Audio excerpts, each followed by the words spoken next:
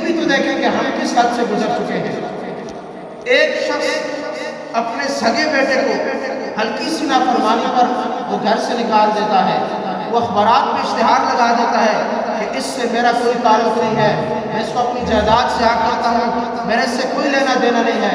ملک بھر کے اخبارات میں اشتہار چلتے ہیں۔ مجھے بتائے ہم نے اللہ کی کتنی نافرمانی کی، ہم نے حدیں کراس کر دی ہیں۔ ایک باپ 2-3 دفعہ کی نافرمانی کے اوپر بیٹے کو گھر سے نکال دے، نافرمانی پر اس کو جائیداد سے حق کر دے، اس سے لا تعلقی کا اعلان کر دے، کہ رب نے اتنی نافرمانیوں کے باوجود رب نے ہمارے اوپر آج پتھروں کو نہیں برسایا، رب نے ہمارے لیے زمین کو نہیں کھولا، رب نے ہمارے اوپر زلزلے نہیں برپا کیے، رب نے ہمارے اوپر آگ کو نہیں برسایا۔ مجھے بتائیں یہ تو رب کی برداشت ہے۔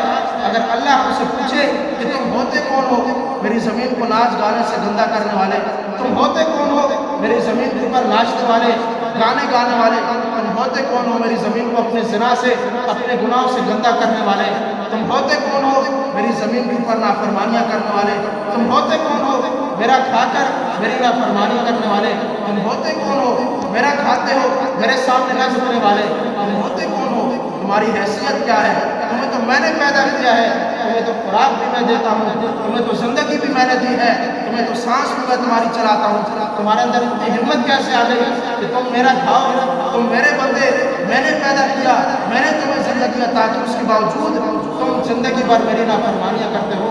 آخر اللہ کی غیرت کو بھی جو اٹھانا ہے، آخر ایک دن اللہ نے بھی تو ہمیں پکڑنا ہے۔ یقین جانیے کہ ہم حدیں کراس کر چکے ہیں۔ آج ہم اپنے بازاروں میں جائیں، رشوت سے ہمارے بازار بڑے پڑے ہیں، نافرمانیوں سے ہمارے بازار بڑے پڑے ہیں۔ آپ جائیں تو صحیح، مالو ہر چیز کے اندر جب ناپ تول کیا جاتا ہے اس میں کمی کی جاتی ہے، جھوٹ سے ہمارے کاروبار شروع ہوتے ہیں، ہم دن پر سارا دن کاروبار کرتے ہیں، جھوٹ بول بول کر ہم کاروبار کرتے ہیں، دین کو ہم چھپاتے ہیں، دین میں ہم ڈنڈی مارتے ہیں، کھاتے ہم مشرف کا ہے لیکن ہم نافرمان مشرف کا کرتے ہیں۔ مجھے بتائیں ہم پہ اللہ رحم کیسے کریں؟ اگر ہم صحیح معنوں میں مسلمان ہو جائیں، مجھے بتائیے صحابہ کرام کا دور بھی تو گزرا ہے، حضور کا دور بھی تو گزرا ہے، کیا اتنی ٹیکنالوجی اس دور میں تھی؟ کیا اس دور میں آنن فانن کام ہو جایا کرتے تھے؟ کیا اس دور میں مشینری لگائی گئی تھی کہ ہر چیز سیکنڈوں میں منٹوں میں بن جائے؟ نہیں تھی، لیکن یہ حالات نہیں تھے۔ اس وقت حالات اچھے اس لیے تھے کہ وہ لوگ سچے تھے، وہ لوگ اچھے تھے، وہ لوگ پکے تھے۔ آج سب کچھ ہے لیکن ہم لوگ بے ایمان ہو چکے ہیں۔ آج بجائے اس کے کہ اللہ کی طرف سے ہمارے اوپر رحمت نہیں آ رہی، ہمارے اوپر بارش نہیں برسائی جا رہی، ہم اللہ کے سامنے توبہ و استغفار کریں، ہم اللہ کے سامنے گڑ گڑائیں۔ بدماشی تو دیکھیے، ہم مصنوعی بارشیں برسانا شروع کر دیتے ہیں، ہم قدرت کے ساتھ ٹکر لیتے ہیں، قدرت بھی تو پھر اپنا روپ دکھاتی ہے۔